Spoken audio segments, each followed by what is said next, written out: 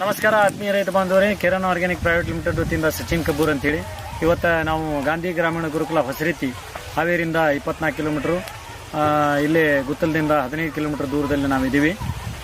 ಏನು ಇಲ್ಲಿ ಈಗೆಲ್ಲ ಆಡಳಿತ ಮಂಡಳಿ ವತಿಯಿಂದ ಇಲ್ಲೊಂದು 10 ಎಕರೆ ಕಬ್ಬನ್ನು ಶಾಲೆ ಒಳಗೆ ಮಾಡಿರ್ತಕ್ಕಂಥದ್ದು. ಇದಕ್ಕೆ ಕಿರಣ್ಣದ್ದು ಮಾರ್ಗದರ್ಶನ ಪಡ್ಕೊಂಡು ನೀರಾ 86 ಕಬ್ಬನ್ನು ಇಲ್ಲಿ 6 ಫೂಟಿನ ಸಾಲು ಡ್ರಿಪ್ಪಿನ ಮುಖಾಂತರ ಬೆಳೆದಿರ್ತಕ್ಕಂಥದ್ದು. ಈಗ ಅಷ್ಟೇ ಕಟಿಂಗ್ ನಡೀತಾ ಇದೆ.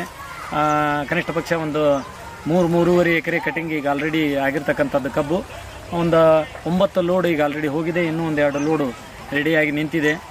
ಕಬ್ಬು ಇನ್ನೂ ಕಟಿಂಗ್ನಲ್ಲಿ ನಡೀತಾ ಇದೆ. ಕಬ್ಬು ಮೊದಲ ಬಾರಿ ಕಟಿಂಗ್ ಆಗ್ತಕ್ಕಂಥದ್ದು 6 ಫೂಟಿನ ಸಾಲು.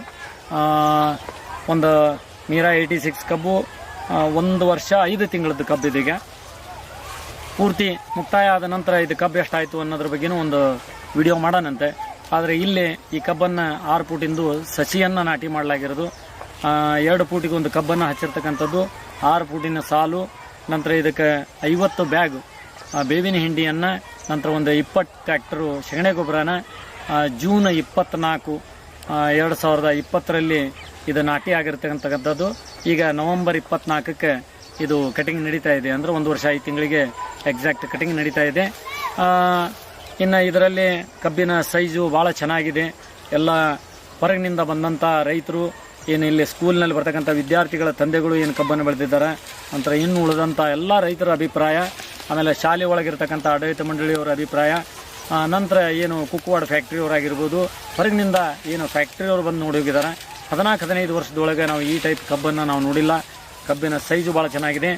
42, 43, 44 ಮಟನೂ ಗಣ್ಣು ನಿಮಗೆ ಹೈಯೆಸ್ಟ್ ಆಗಿ ಬಂದಿರತಕ್ಕಂಥದ್ದು. ಒಂದು ಕಬ್ಬನ್ನು ಈಗ ಸದ್ಯದೊಳಗೆ ಈಗ ಕಬ್ಬು ಕಟಿಂಗನ್ನು ತೊಗೊಂಡಿವಿ. ಅದನ್ನು ತೂಕನೂ ಮಾಡಿರ್ತಕ್ಕಂಥದ್ದನ್ನು ನಾವು ಇದರಲ್ಲಿ ಮೆನ್ಷನ್ ಮಾಡ್ತೀವಿ. ಹಾಗೆ ಈ ಹಿಂದೆ ನಾವು ಒಂದು 3.5-4 ತಿಂಗಳಿಗೆ ಕಬ್ಬು ತೂಕ ಮಾಡಿದ್ವಿ. 4 kg ಮೇಲೆ ಬಂದಿತ್ತು.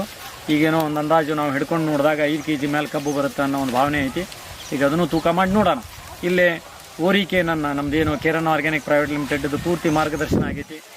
ಓರಿಕೆನನ್ನು ಇಲ್ಲಿ ಬಳಕೆ ಮಾಡಲಾಗೈತಿ. ಮಿನಿಮಮ್ 1 ಎಕರೆಗೆ 6 ಲೀಟ್ರ್ವರೆಗೂ ಇವರು ಓರಿಕೆನನ್ನು ಬಳಕೆ ಮಾಡಿದ್ದಾರೆ.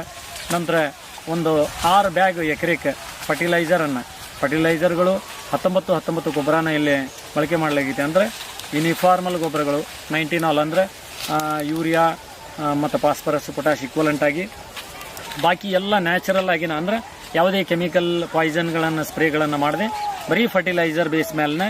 ನಂತರ ಇದಕ್ಕೆ ಜೀವಾಮೃತನ, ಪಂಚಗವ್ಯನ, ದಶಗವ್ಯನ, ದಶಪರ್ಣಿನ, ನಂತರ ಗೋಕೃಪಾಮೃತ ಜಲ, WDC ಇವನ್ನೆಲ್ಲವನ್ನೂ ಅಪ್ಲಿಕೇಶನ್ ಮಾಡಿ, ನಂತರ ಅವು ಅಪ್ಲಿಕೇಶನ್ ಮಾಡ್ತಕ್ಕಂಥ ಸಮಯದಲ್ಲಿ ಸಾಕಷ್ಟು ಜನರಿಗೆ ಅದನ್ನು ಮಾರ್ಗದರ್ಶನವೂ ಮಾಡಿದೆ. ಅಂದರೆ ಲೈವನ್ನು ಅದನ್ನು ಹಾಕ್ತಕ್ಕಂಥದ್ದು.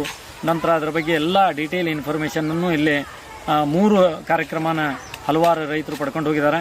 ಯಾರಾದರೂ ಆ 3 ದಿವಸದ ಕಾರ್ಯಕ್ರಮಕ್ಕೆ ಅಟೆಂಡ್ ಆಗಬೇಕು ಅನ್ನೋರು ಅವರು ಅಲ್ಲಿ ನೀವು ಸ್ಕೂಲ್ನೊಳಗೆ ಸಂಪರ್ಕ ಮಾಡಿದರೆ ನಿಮಗೆ ಎಲ್ಲ ಇಂಥವೆಲ್ಲ ಡೀಟೇಲ್ ಸಾವಯವದೊಳಗೆ ಮಾಡ್ತಕ್ಕಂಥ ಎಲ್ಲ ವಿಚಾರಗಳು ಸಿಗ್ತಾವೆ. ಲ್ಯಾಂಡ್ ಭಾಳ ಫರ್ಟೈಲ್ ಆಗಿದೆ ಅನ್ನೋದು ಇಲ್ಲೆಲ್ಲರ ಅಭಿಪ್ರಾಯ ಇದೆ. ನಂತರ ಕಬ್ಬಿನ ನೀವು ಯಾರಾದರೂ ಕಬ್ಬು ಕಡ್ದಿರೋದು ಬಂದು ನೋಡಿದರೆ ಆ ಕಬ್ಬು ಕಟಿಂಗ್ ಆಗಿರೋದು ಸೈಜ್ ಏನಿದೆ, ಆ ಬಿದಿರುಗಳದ್ದು ಸೈಜನ್ನು ನೀವು ನೋಡಿದ ರೂಪದಲ್ಲಿ ಎಲ್ಲ ಇದೆ. ಇಷ್ಟೆಲ್ಲ ಇಲ್ಲಿ ನಡೆದಿರ್ತಕ್ಕಂಥದ್ದು. ಅಂದರೆ ಸಾವಯವದೊಳಗೂ ನೀವು ಸ್ವಲ್ಪ ಪ್ರಮಾಣದಲ್ಲಿನ ಫರ್ಟಿಲೈಸರನ್ನು ಬಳಸಿಕೊಂಡು ಯಥೇಚ್ಛವಾಗಿ ಇಳುವರಿ ಬೆಳಿಬೋದು ಅನ್ನೋದಕ್ಕೆ ಇಂದ ನೀವು ಕಬ್ಬನ್ನು ನೋಡ್ಬೋದು. ಕಬ್ಬು 1.5 ವರ್ಷದ್ದಾದ್ರೂ ಕಬ್ಬು ಎಷ್ಟು ಚೆನ್ನಾಗಿ ನಿಂತ್ಕೊಂಡಿದೆ ಅಂತ.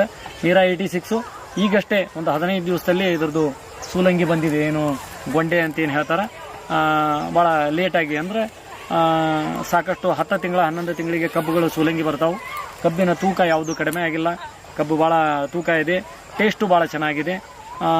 ತಾವೆಲ್ಲರೂ ಕಿರಣ್ ಮಾರ್ಗದರ್ಶನ ಪಡಿಬೇಕು ಅಂತಂದರೆ ನೀವು ಕಿರಣ್ ಮಾರ್ಗದರ್ಶಕರನ್ನು ನೀವು ಸಂಪರ್ಕ ಮಾಡ್ಬೋದು. ನಿಮ್ಮ ಭೂಮಿನೂ ನೀವು ಹೆಚ್ಚೆಚ್ಚು ಫಲವತ್ತತೆ ಮಾಡ್ಕೋಬೋದು. ನಂತರ ನಿಮ್ಮ ಕಬ್ಬಿನ ಇಳುವರಿನೂ ನೀವು ಹೆಚ್ಚಿಗೆ ಮಾಡ್ಕೋಬೋದು ಅಂತ ಹೇಳ್ತಾ ನಮ್ಮ ಇವತ್ತಿನ ವಿಡಿಯೋ ಕಾರ್ಯಕ್ರಮ ಮುಗಿಸ್ತೀವಿ. ನಮಸ್ಕಾರ.